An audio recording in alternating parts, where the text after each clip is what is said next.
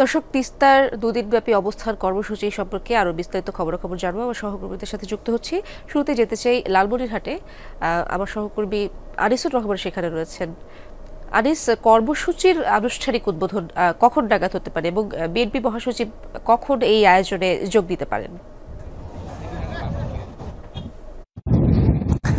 ইশরাত, আপনি যেটি বললেন যে আসলে কর্মসূচি কখন শুরু হতে পারে, আসলে আমরা যতটুকু জানতে পেরেছি যে দুপুর 2টায় বিএনপির মহাসচিব মির্জা ফখরুল ইসলাম আলমগীর এবং বিএনপির ভাইস চেয়ারম্যান শামসুজ্জামান দুদু আসবেন।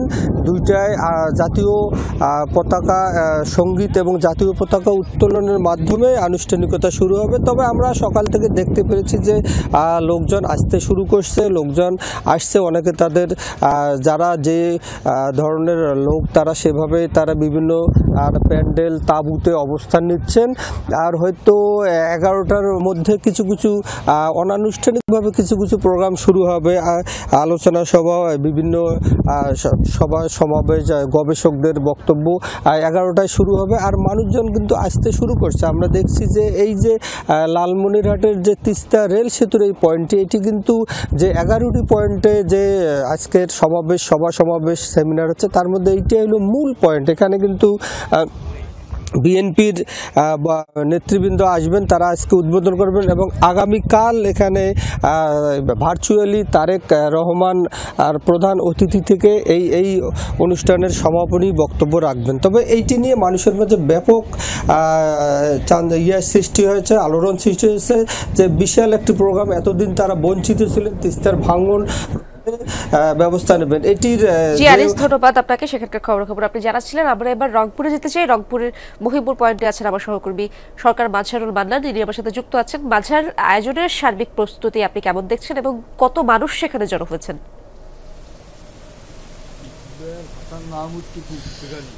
ইসরাত, আয়োজনের মোটামুটি সকল প্রস্তুতি এরই মধ্যে সম্পন্ন হয়েছে। আমি যে তিস্তা মহিপুর যে সড়ক সেতু পয়েন্টে আছি, এখানে তিস্তার দুই পারে 3টি স্পটে কিন্তু এই গণজমায়েত এবং অবস্থান কর্মসূচিটি হবে। আমি যদি আপনাকে একটুখানি দেখাতে পারি, এই যে আমি যে স্পটটিতে আছি, যে তিস্তার যে মহিপুর সড়ক সেতুর কোল ঘেঁষেই কিন্তু এইভাবে এই ভেন্যুটি করা হয়েছে এবং এখানে ছোট ছোট তাঁবু করা হয়েছে। এরই মধ্যে লোকজন আসতে শুরু করেছেন এবং এখানে এই বেলা 12টা নাগাদ এই মানুষে টইটম্বুর হয়ে যাবে বলে এটি এখানকার যারা আয়োজক আছেন তারা আমাদেরকে জানিয়েছেন। এবং আপনাকে যদি একটু তথ্য দেই, যে 2011 সালে যখন এই তিস্তার পানি চুক্তি হওয়ার কথা ছিল, সেই পানি চুক্তিটি কিন্তু হয়নি এবং এই না হওয়ার কারণে যে হয়েছে, তিস্তার এখন জীর্ণ দশা। অর্থাৎ তিস্তায় যখন অসময়ে বন্যা হয় এবং অন্য সময়ে থাকে হচ্ছে খরা, যখন পানির প্রয়োজন হয় না তখন পানি আসে, আর যখন পানির প্রয়োজন হয় তখন হয় খরা। সে কারণে এই অঞ্চলের জীবন জীবিকা কিন্তু একেবারে কঠিন বাস্তবতার মুখে এসে পড়েছে।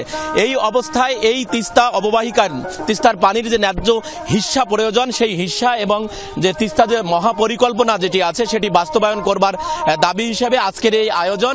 এবং এই আজকের আয়োজন থেকে বিভিন্নভাবে, অর্থাৎ গান, কবিতা, আবৃত্তি, সমাবেশ, সিম্পোজিয়ামের মাধ্যমে এটি তুলে ধরা হবে এবং আন্তর্জাতিক অঙ্গনে এর মাধ্যমে চাপ প্রয়োগ করা হবে বলে জানিয়েছেন যারা আয়োজক তারা। ধন্যবাদ আপনাকে মান্নান।